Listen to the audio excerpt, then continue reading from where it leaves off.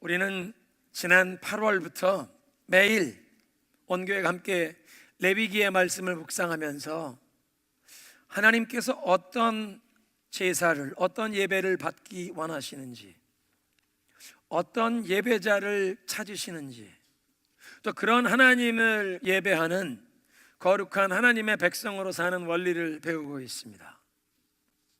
지난주일 메시지를 통해서 나병이, 한센시병, 나병이 사람의 몸에 들어오면 이 신경 조직을 손상시켜서 손과 발의 감각이 마비되는 것이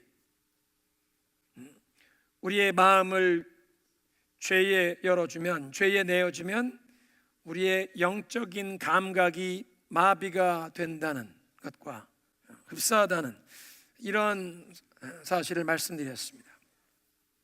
그런데 이 레위기 13장에 있는 나병에 관한 규례를 가만히 들여다보면 구약 성경에서 죄의 모형으로 묘사되는 나병을 통해서 하나님의 백성들이 경계해야 할 죄의 특성을 5가지를 보여주십니다. 제사장이 나병인지를 판명하는 그 나병의 증상, 그 나병의 특성이 죄의 특성 5가지를 보여주신다는 뜻입니다. 제일 먼저 3절에 있는 말씀 보면 그 나병을 판명할 때 이 환부가 피부보다 더 깊이 우묵하게 파였느냐? 그런데 나병이 피부에 나타나는 그 증상이 피부에 나타나지만 단순히 피부가 병드는 것이 아니라 훨씬 더 깊은 것까지 병이 침투하는 것입니다. 근데 죄가 그렇습니다. 겉으로 드러나는 우리 개인과 가정과 사회의 문제는 증상이지 그게 문제의 본질이 아니라는 것입니다. 그 문제의 본질은, 문제의 원인은 사람의 마음속 깊은 곳에 뿌리 내려 있는 죄입니다. 그래서 성경은 사람의 본성에 대해서 선한 말씀을 하시는 것이 없습니다. 아담과 하와가 하나님의 말씀에 불순종하고 타락한 그 이후로 모든 태어나는 사람은 죄에 오염된 본성을, flesh, 이 죄에 오염된 육을 대물림 받기 때문입니다. 그러니까 오늘 인류의 이 모든 고통과 어려움이 바로 이 타락한 인간의 본성, 신락원에서 시작되었음을 성경은 깨우쳐 주십니다. 예레미야 17장에 보면 예레미야 선지자가 이렇게 얘기하십니다. 만물보다 거짓되고 심히 부패한 것이 사람의 마음이라 누가 능히 그것을 알 수 있으리요마는. 세상에 있는 모든 것보다 가장 부패하고 썩은 것이 사람의 마음이라는 것입니다. 그래서 10길 물속은 알아도 한 뼘 사람의 마음은 알 수가 없는 것입니다. 사도 바울이 로마서 7장에 그렇게 고백하십니다. 내 속 곧 내 육신에 선한 것이 거하지 아니하는 줄을 내가 아노니 선을 행하기 원함은 내게 있으나 그것을 내가 행하지 않는도다. 현대인의 성경은 이렇게 번역했습니다. 선한 일을 하고 싶어 하면서도 그것을 실천하지 못하는 나의 모습을 보면 나의 이 본성에는 선한 것이 없다는 것을 알게 됩니다. 무엇이 선하고 무엇이 악한지 알고 선한 일을 하고 싶은데도 그 선한 일을 행할 능력이 없다는 것입니다.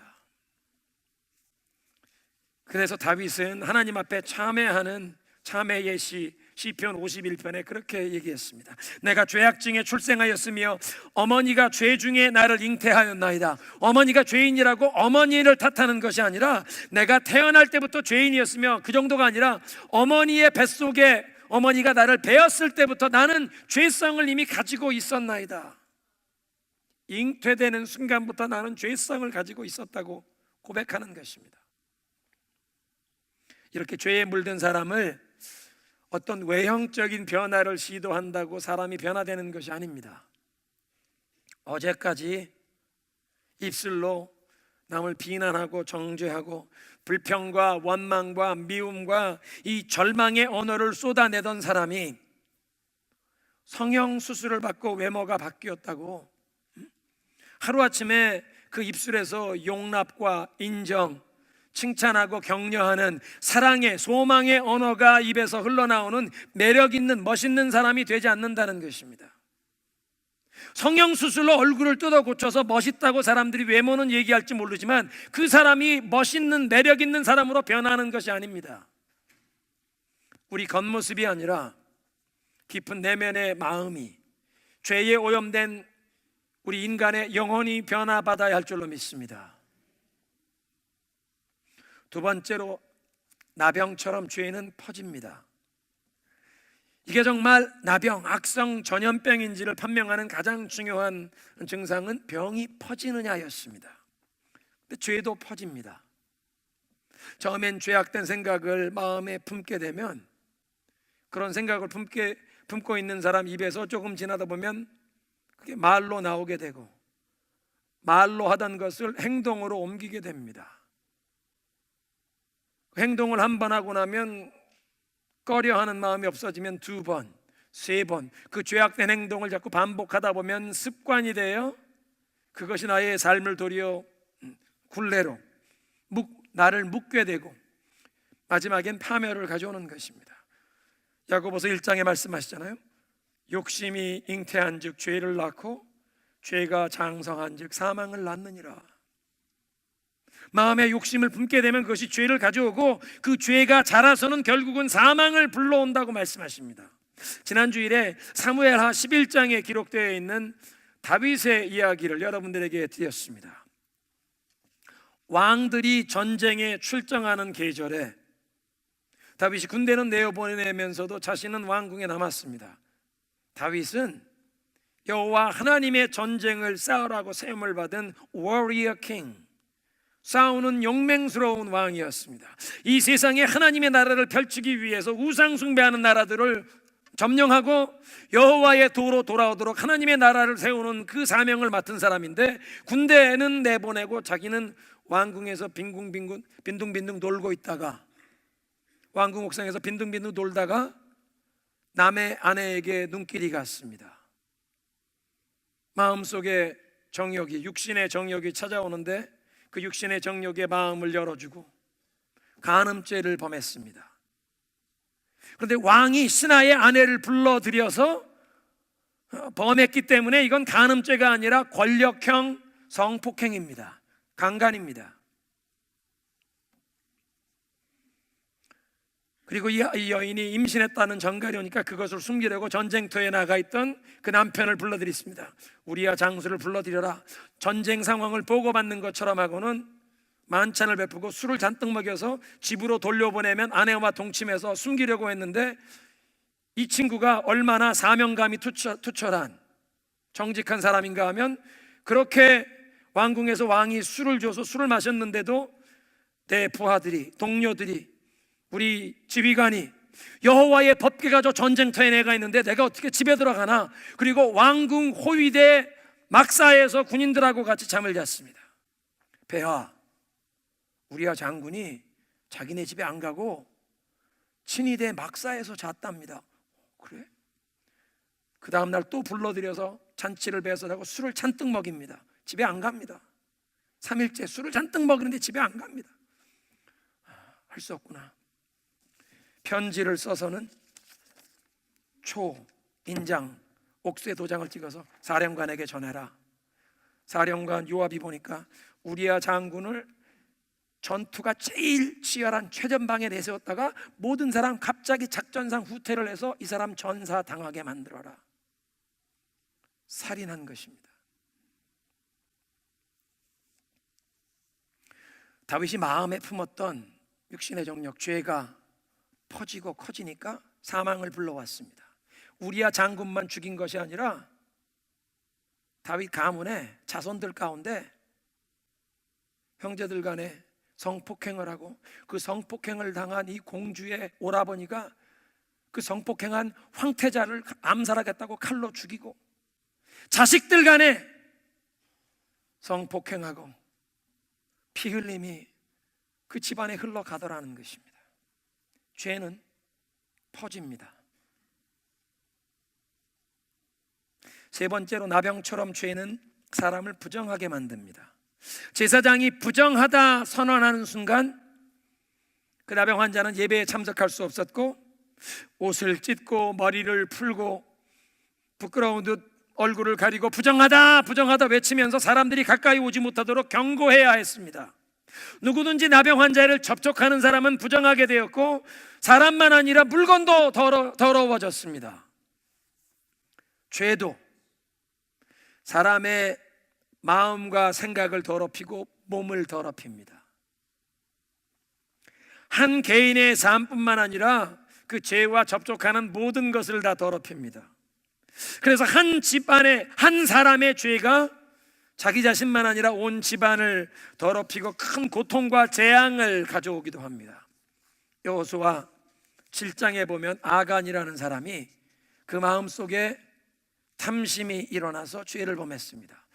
이제 이 약속의 땅 여리고 성을 처음 점령하게 되었는데 약속의 땅에 들어와서 처음 점령하는 도성 하나님 앞에 첫 예물로 바치자. 이 여리고 성에 있는 모든 것, 생명 있는 것은 다 칼날로 쳐 죽이고 모든 것 다 불살라서 하나님 앞에 제물로 바치듯 바쳐라. 여리고 성에 있는 것 아무것도 사람이 손대거나 가지면 안 된다. 하나님께 바치는 것이다. 하나님께 구별되어 바쳐지는 것, 사람이 만지면 재앙이 되는 것, 히브리 말로 헤렘이라고 합니다. 한번 따라 하시겠습니다. 헤렘. 하나님께 바쳐진 진멸될 것, 성스러운 것인데 사람이 그걸 가지면 저주가 되는 재앙이 되는 것입니다. 아간이라는 사람이 여리고 성이 무너지고 점령하러 들어갔는데 시날 땅에서 온 외투, 바벨론에서 온 멋진 조지오 알마니 외투를 보는 순간 저건 내가 입을 만한 근사한, 근데 그 옆에 이만한 금덩어리가 보이니까 그걸 감추어다가 자기 장막, 텐트, 카펫 밑에 숨겼습니다. 여리고성 전쟁은 끝났고 그 다음 도성이 아이성입니다. 정탐대를 보냈더니 이 여리고성 견고한 성에 비하면 아무것도 아닙니다. 3,000명만 보내도 충분하겠습니다. 3,000명이 아이성 공략 첫 번째 전투에서 패배하고 도망쳐서 돌아오는데 36명이 전사당했습니다. 패배해서 주랭랑을 쳐서 도망온 모습을 보고 여호수아가 하나님 앞에서 옷을 찢고 슬픔 가운데 백성의 장로들과 함께 엎드려 하나님 앞에 기도합니다. 해가 질 때까지 그렇게 여호와 앞에 눈물로 엎드려 있었더니 하나님께서 너희 중에 헤렘, 하나님께 바쳐진 것, 사람이 이걸 취하면 저주 재앙이 되는 것을 취한 사람이 있어서 너희 온 공동체 전체가 헤렘, 저주 진멸할 것이 되었다. 이것 제하기 전에 니네가 다 진멸당한다. 깜짝 놀라서 제비를 뽑습니다. 12지파 가문 어느 집 아간이 뽑혀서 이실 짓고 해라.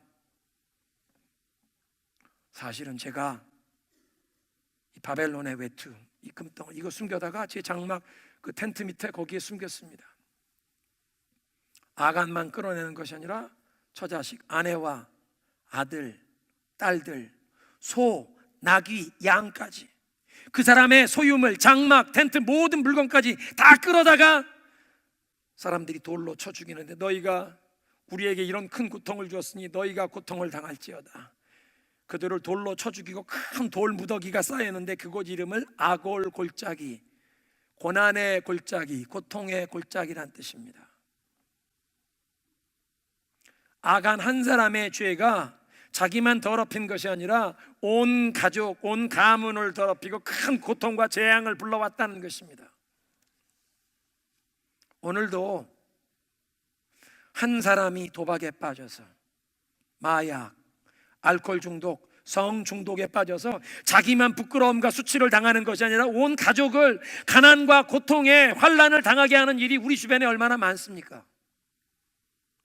죄가 한 개인의 삶뿐만 아니라 온 가족을, 주위 사람까지도 더럽히고 고통과 아픔을 경험하게 한다는 것입니다.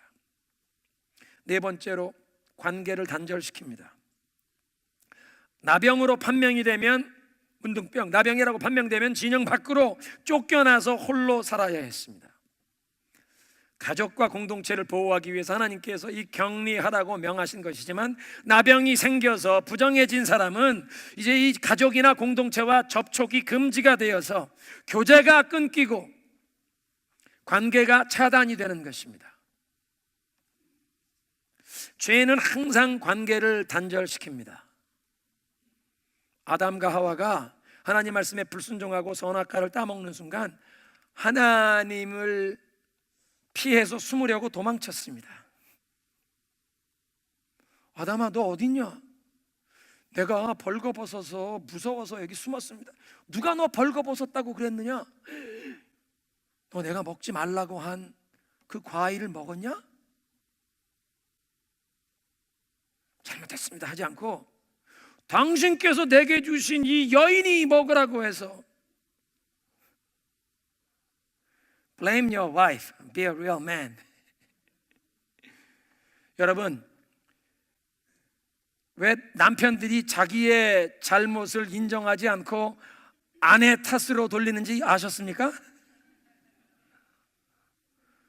불과 1시간 전까지만 해도 내 뼈 중에 뼈요 내 살 중에 살이라고 그렇게 아끼고, 그렇게 친밀감을, 내 생명이라도 내어줄 것처럼 그렇게 친하게, 그렇게 아끼고 사랑을 느끼던 아내를 향하여 하나님이 야, 너 왜 그랬냐 그랬더니 내게 주신 아내라는 말도 하지 않고 당신이 내게 주신 이 여자가 먹으라고 했어요. 아내 탓을 하고 있습니다. 가정 불화가 거기서 시작된 것입니다. 죄는 관계를 파괴시킵니다. 단절시킵니다. 먼저는 하나님과 영적인 교통을 끊어버려서 기도가 막히게 합니다. 그리고 대인관계를 망가뜨리니까 가정 불화가 찾아오고, 부모와 자녀 간에 갈등이 생기고, 친구들 간에 오해가 생기고, 충돌이 생기고, 상처를 주고받는 일이 생기게 된다는 것입니다. 국가 간에 이해관계 충돌이 생겨서 무역 전쟁이 일어나고, 그런 것이 심해지면 무력 충돌이 일어나는 그 모든 일의 근원은 죄입니다. 그래서 인류의 구원자로 오셨던 예수님께서 우리의 모든 죄를 다 담당하시고 골고다에서 십자가에 못 박히셔서는 하늘을 향해 절규하셨습니다. 왜 나를 버리셨나이까? 우리의 죄에 대한 그 모든 형벌과 저주를 받으시기 위해서 예수님이 그 죄를 다 짊어지시고 담당하셨기에 죄가 되셔서 하나님이 버리셨다고 외치지 않습니까? 죄는 하나님과 관계를 단절시키고 그 하나님과 관계가 영원히 단절되는 것이 지옥입니다. 다섯 번째로, 이 나병이나 죄나 마지막엔 불로 태워야 합니다. 의복에 나병이 생기면, 그러니까 곰팡이가 의복에 생기면 그 의복을 불로 태워버렸습니다. 13장 52절에 보면 의복에 곰팡이 핀 건 불로 태워라. 죄도 마지막에는 지옥의 불로 심판을 받게 되어 있습니다. 예수님께서는 지옥이 불이 꺼지지 않는 곳이라고 말씀하셨습니다. 그런데 전 세계 수많은 사람들이 예수님을 몰라서 우리 가족, 지인들과 우리 주변에 있는 이웃 가운데도 그 예수님을 알지 못하고 예수님을 아직 만나 뵙지 못해서 죄의 부정함을 해결받지 못하고 깨끗함을 얻지 못하여 영적으로 나병 환자와 같은 그 비참한 상태에서 고통 중에 살면서도 그 마음의 고통을 치유함 받고 그 부정함을 씻김 받고 자유함을 얻을 길을 알지 못한 채 영원한 형벌과 저주를 향해 달려가는 사람이 많다는 것이 우리 인류의 가장 슬프고 안타까운 사실입니다. 그래서 우리는 오늘도 예수님의 사랑을 전해야 합니다. 우리 사랑하는 가족, 일가 친척, 우리 지인들 가운데 아직 예수님을 만나지 못한 영혼들을 위해 기도하며 그들에게 사랑과 겸손으로 예수님의 이 사랑을 전하는, 복음을 전하는, 말로만 아니라 정말 하나님의 은혜를 힘입어 사랑과 겸손으로 섬기면서 이들을 주님께 한 발자국이라도 더 인도하기를 원하는 그런 전도와 그런 복음 증인의 역할을 감당해야 할 줄로 믿습니다. 우리 그렇게 주변에 있는 사람들, 우리 동포뿐 아니라 우리 다민족 온 땅끝까지 천하 만민에게 예수 그리스도의 복음을 전해야 하는 줄로 믿습니다. 레위기 13장이 나병을 통해서 죄의 특성을 묘사해 주셨다면, 이 레위기 14장은 나병에서 나음을 얻은 사람이 행해야 하는 정결 의식을 통해서 예수님께서 죄인을 어떻게 깨끗게 해 주시는지 예수님의 사역을 묘사해 주십니다. 첫째로 우리가 함께 읽었던 말씀 3절에 보면 제사장이 진영 밖으로 이 환자를 찾아갑니다. 나병이 생긴 사람은 부정하게 되어서 진영 안에 머물 수가 없었기 때문에 이 나병이 이제 고침 받았나 확인하는 일을 위해서 제사장이 진영 밖으로 찾아 나가야 했다는 것입니다. 마찬가지로 예수님께서도 우리를 구원하시고자 하늘 보좌를 떠나 이 땅에 찾아오시되 마지막엔 진영 밖으로 예루살렘 영문 밖에서 골고다 언덕에서 십자가에 못 박혀 돌아가심으로 저와 여러분을 구원해 주신 줄로 믿습니다. 히브리서 13장 12절, 그러므로 예수도 자기 피로써 백성을 거룩하게 하려고 성문 밖에서 고난을 받으셨느니라. 로마 총독부는 십자가형 집행 장소를 성문 앞에 언덕진 곳으로 삼아서 성문을 출입하는 사람들이 로마 제국에 반역을 일으키거나 질서를 어기면 얼마나 무서운 형벌을 당하는지 일벌백계로 삼으려고 성문 앞을 언덕으로 삼아서 사형 집행 장소로 삼았지만, 하나님께서는 그것까지도 예수님께서 우리를 위해 영문 밖에 나가셔서 찾아오셔서 구원을 이루신 것을 보여주신 줄로 믿으시기 바랍니다. 우리가 먼저 하나님을 찾은 것이 아니라 선한 목자 되신 예수님께서 길 잃은 어린 양과 같은 우리를 찾아오셔서 구원해 주신 것입니다. 누가복음 19장 10절, 인자가 온 것은 잃어버린 자를 찾아 구원하려 함이니라. 제사장이 찾아 나가서는 나병에서 고침을 받았으면 이제 희생을 바치는 것입니다. 오늘 함께 읽은 이 본문의 말씀인데요, 이 정결 예식을 행하는데 첫 번째 정결 예식을 행할 때 이 정결한 새 비둘기를 한 마리를 취해서는 질그릇 속에 넣고 그 안에서 잡습니다. 새는, 비둘기는 원래 질그릇 안에 가두어 두는 것이 아니라 공중을, 하늘을 날아다녀야 합니다. 그런데 그리스도께서도 본래 계시던 그 하늘의 영광을 다 내려놓으시고 인류의 구원자가 되시기 위해서 사람이 되셨는데, 질그릇처럼 흙에서 왔으니 흙으로 돌아가야 하는 이 사람의 몸, 질그릇과 같은 사람의 몸을 입으시고 그 질그릇과 같은 사람의 몸으로 골고다 언덕에서 십자가에 못 박혀 죽임을 당하셨습니다. 질그릇 안에서 그 깨끗한 새가 죽는 것처럼, 그런데 그 깨끗한 새를 이 질그릇 안에서 흐르는 물 위에서 잡는데, 흐르는 물, 성령을 상징하는 것입니다. 그렇게 새를 잡은 다음엔 살아있는 다른 새를 취하여 제사장이 이 죽은 새의 피에 담갔다가 이 새를 날려보냈습니다. 예수님의 부활을 상징하는 것입니다. 예수님의 부활을 상징하면 그냥 새를 날려보내면 되는데 왜 이 새를 피에 담갔다가 이 새를 날려보냅니까? 예수님께서 위대한 대제사장이 되셔서 당신이 우리를 위한 제물이 되실 뿐 아니라 이제 당신의 피를 가지고 하늘로 승천하셔서 하늘의 지성소에 들어가사 우리의 죄를 속하시기 위해 하늘의 지성소에 피를 뿌리신 줄로 믿으시기 바랍니다. 그동안 여러분이 레위기를 묵상해 오셨다면 제사장이 속죄 제물의 피는 제단 아래 뿌립니다. 그런데 온 회중을 위한 속죄 제물의 피, 또 제사장을 위한 속죄 제물의 피는 그냥 번제단 아래 뿌리는 것이 아니라 금대접에 담아서 휘장뒤 지성소로 들어가게 되어 있습니다. 지성소에서 언약궤 앞에, 시운좌 앞에 뿌리게 되어 있습니다. 예수님께서 우리를 위해 십자가의 피를 흘리실 뿐 아니라 그 보배로운 피를 가지시고 하늘의 지성소에 들어가셔서 예수 그리스도 믿고 의지하고 나오는 모든 사람들의 죄를 사하시기 위해서 피를 뿌리신 것입니다.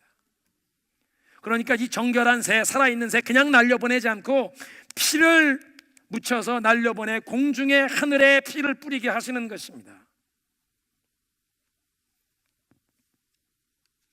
7절에 보니까 제사장이 정결함을 받을 사람에게 이 피를 7번 뿌렸습니다.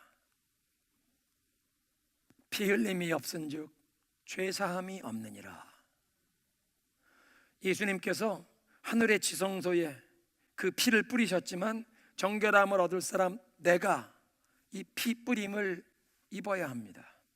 모든 하나님의 백성들을 위한 죄사함의 길을 열어놓으셨지만 내가 믿음으로 고백하고 회개하며 주님 앞에 나와 예수님의 보혈로 피 뿌림을 받아야 합니다. 이게 물세례 받는 원리입니다.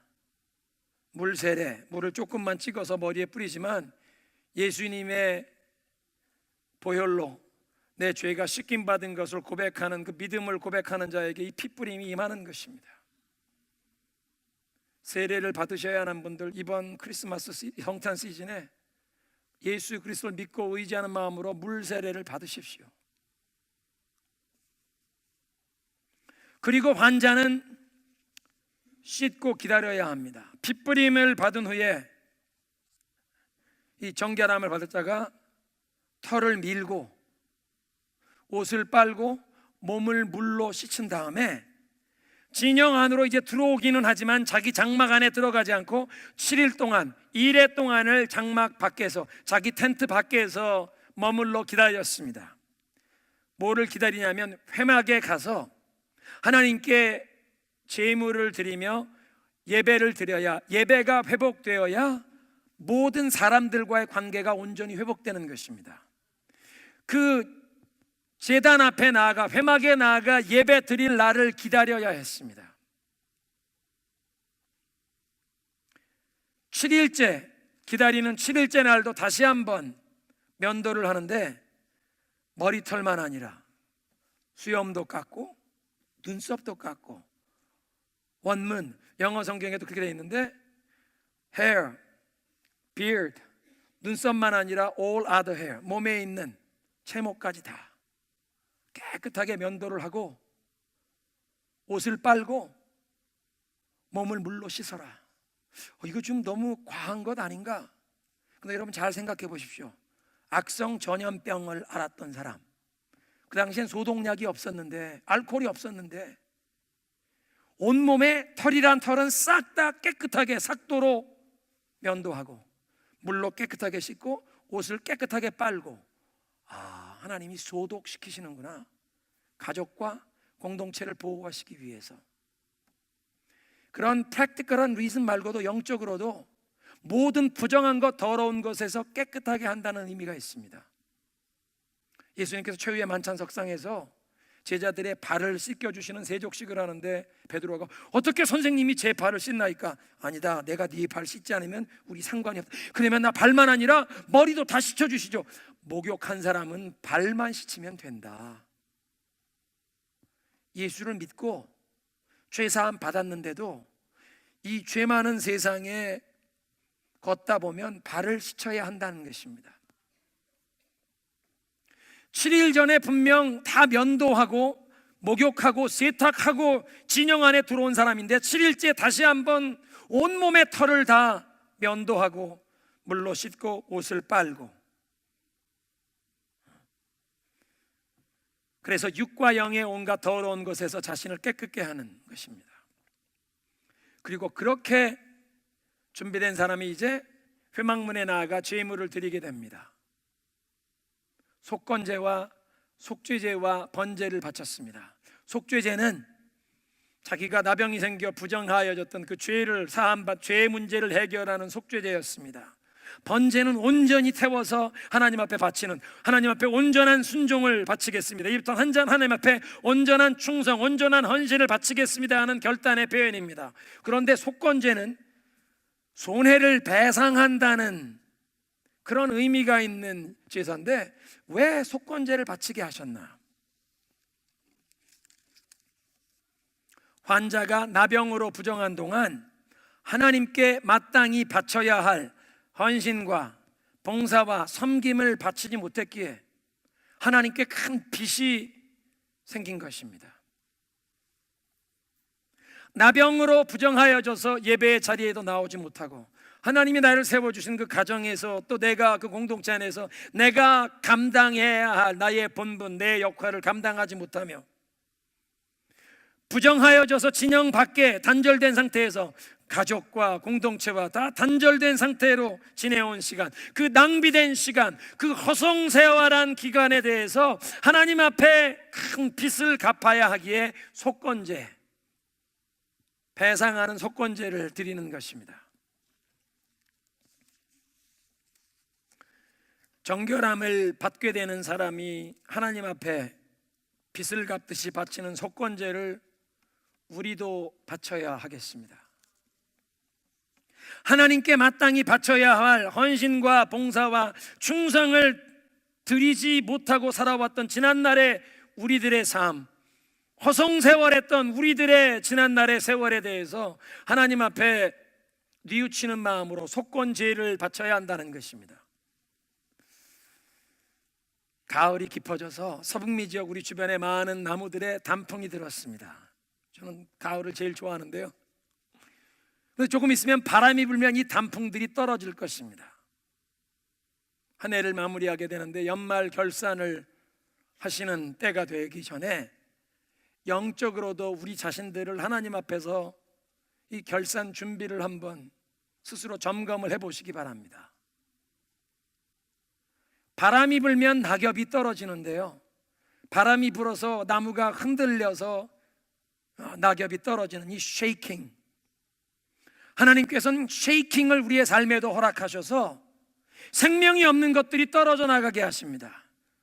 생명이 없는 낙엽이 다 떨어지듯 어떤 우리를 흔드는 그런 일들을 통해서 하나님께서는 우리의 삶 가운데 그리스도의 생명이 없는, 하나님이 보시기에 인정되지 않는 것들 떨어져 나가고 정말 생명이 있고 본질적인 것, 영원한 것들을 붙들게 하십니다.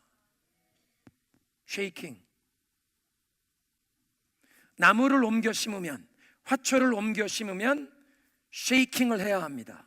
그냥 나무 구덩이 파고 옮겨 놓는 것이 아니라 흙이 뿌리 주변에 잘 들어가도록 흔들어야 합니다. 화분을 흔들어야 합니다. 그리고 물을 주는 것입니다. 뿌리가 견고하게 뿌리 내리도록, 자리 잡히도록 우리들의 삶에도 하나님이 원하시는 이런 영적인 뿌리를 복음 안에 예수 그리스도의 그 소망, 능력, 사랑 안에 깊이 뿌리 내리도록 주님께서 때로는 쉐이킹을 주십니다. 여러분, 이번 가을에 바람이 불어와 나무가 흔들리며 낙엽이 떨어지는 것이 보이시거든, 하나님이 내 삶에도 생명 없는 것은 다 떨어버리고 생명 있는 것, 영원한 것만 붙잡으라고 하시는구나. 자연을 통해 우리에게 주시는 레슨으로 보시기 바랍니다. 더 높은 꿈을 추구하며 살라고 말씀을 주셨습니다. 마태복음의 말씀은 너의 보화를 하늘나라에 쌓으라고 말씀하십니다. 우리 주변에 있는 대부분의 사람들이 따라가는 아메리칸 드림, 홈 오너십, 좋은 집 사고, 좋은 차 굴리고, 애들 좋은 학교 보내고, 돈 많이 벌어서 일찍 은퇴하고, 아메리칸 드림. 일찍 은퇴하고 그냥 떼약볕에 누워서 햇볕을 많이 쬐서 얼굴이 쪼글쪼글해진다고 레이즌, 건포도가 된다. 그 아메리칸 드림이 아니라 하나님이 주시는 더 높은 꿈, 하나님이 나의 삶을 향한, 우리 가정을 향해 주시는 하나님의 버킷리스트를 품고 살라는 것입니다.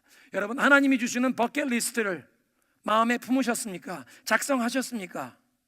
얼마 전에 보니까요, 멍멍이 개를 위한 버킷리스트가 있더라고요. 그게 무슨 얘기냐면 이 여자분이 6년인가 7년 전에 개를 입양했는데 그때가 마침 자기 아버님이 암으로 투병하시다가 돌아가시는 시즌이었어요. 이분이 나이가 22살인가 그랬는데 이 멍멍이를 하나 입양을 했는데 아버지가 지금 투병하시다가 암으로 돌아가신 다음에 이 개가 큰 위로가 되었습니다. 그런데 지금 6년 지나서 이 개가 암이 생긴 것입니다. 암으로 죽어가는 개를 위해서, 그래서 이 개가 나에게 큰 힘이 되었으니 개가 죽기 전에 내가 이 개를 위로하리라. 버킷리스트, 이걸 소셜미디어에 올렸더니 사람들이 뭐 도와주고, 그래서 이 개가 죽기 전에 레스토랑에 가서 스테이크 디너 먹기, 뭐 멍멍이가 서핑, 바다 파도 타기 하기, 이런 걸 하면서 그걸 사진 찍어 올리는 겁니다. 여러분, 멍멍이가 버킷리스트가 있다면 하나님께서 얼마나 소중하게 여기셔서 하나님의 독생성자 예수님을 십자가에서 그 생명을 내어주시기까지 값진 희생을 하시고 여러분을 구원하셨다면 여러분의 삶을 향한 하나님께서 아름다운 버킷리스트가 있는 줄로 믿으시기 바랍니다. 지금 멍멍이가 암으로 죽어간다고 버킷리스트를 주인이 주기 원하는데, 하나님께서는 여러분의 인생이 끝나기 전에 여러분의 삶의 아름다운 것을 누리고 여러분도 그걸 경험하며 그런 것을 보시고 아버지가 기뻐하길 원하십니다. 여러분이 누리는 것뿐만 아니라 하나님을 위해 하나님께 기쁨을 드리는 뭔가 위대한 일을 여러분의 삶, 여러분의 가정을 통해서 이루기를 원하시는 줄로 믿으시기 바랍니다. 버킷리스트, 더 높은 꿈. 아니, 암으로 죽어가는 멍멍이가 버킷리스트가 있다면 오늘 이 자리에 예배에 참석하신 여러분 모두에겐 아직 버킷리스트가 남아 있습니다. 올해 송구영신 예배까지 기다리지 마시고 지금부터 하나님, 나의 삶에, 내 인생의 여정 끝나기 전에 하나님을 위해 내가 무엇을 해야겠습니까? 우리 가정이 무엇을 해야겠습니까? 하나님의 버킷리스트를 구하십시오. 그 버킷리스트를 마음에 품으시고 송구영신 예배 내년도를 준비할 땐 하나님, 이 버킷리스트를 위해 나의 삶, 우리 가정 살아가게 하옵소서. 그동안 하나님의 목적, 하나님의 영광, 하나님을 위해 충성을 바치지 못했던, 허송세월했던 것에 대해 속죄하는 마음으로 속건제물을 드리는 삶입니다. 얼마나 쓸데없는, 지금 와서 돌아보니 얼마나 쓸데없는 것 위해서 돈도 많이 쓰고 시간도 얼마나 많이 낭비하고 여러분 정력을 얼마나 헛된 것에 쏟은 게 많습니까? 그 허송세월한 인생 하나님 앞에 속죄하는 마음으로 속건제, 하나님의 버킷리스트를 구하시고 붙잡으시기 바랍니다. 오늘 메시지를 정리하겠습니다. 죄의 특성 5가지를 보았는데요. It's deeper than skin deep. 문둥병, 나병이 표면에 나타나는 것 같지만 더 깊은 것처럼 죄도 이 마음의 뿌리에 박힌, 심령에 뿌리 박힌 죄가 해결받아야 합니다. 죄는 퍼집니다. 점점 더 커져서 죄에 묶이게 됩니다. 죄는 더럽힙니다. 한 개인의 삶만 부정하게 더럽히는 것이 아니라 온 가정, 주위에 있는 사람까지 더럽히고 고통을 가져옵니다. 관계를 단절시킵니다. 쫓겨나는 것입니다. 진영에서 하나님과의 관계가 단절되고 가족 간의 관계가 단절되고 마지막에 남은 건 불로 태워버리는 것밖에 없습니다. 그런데 감사하게도 예수님께서 우리가 이런 죄에 멸망하지 말라고 제사장이 진영 밖으로 나가듯 하늘 보좌를 벗어두시고 우리에게 찾아오신 줄로 믿습니다. 우리에게 찾아오신 주님, 질그릇 안에서 정결한 새를 죽이듯 질그릇과 같은 사람의 몸을 입으시고 십자가에서 희생제물로 자신을 드리실 뿐 아니라 그 보배로운 피를 가지고 부활 승천하셔서 하늘의 지성소에 우리를 위해 그 속죄제의 피를 뿌려주심으로 우리를 위한 속죄의 길을 열어주신 줄로 믿습니다. 정결함 받는 자 7번 이 핏뿌림을 받아야 하듯 여러분, 우리의 지난날의 이 모든 어리석음과 죄를 회개하며 핏뿌림을 구하십시오. 그리고 허송세월한 것, 하나님 앞에 이 큰 죄를 갚는 마음으로 속건제, 하나님의 버킷리스트를 품게 하옵소서.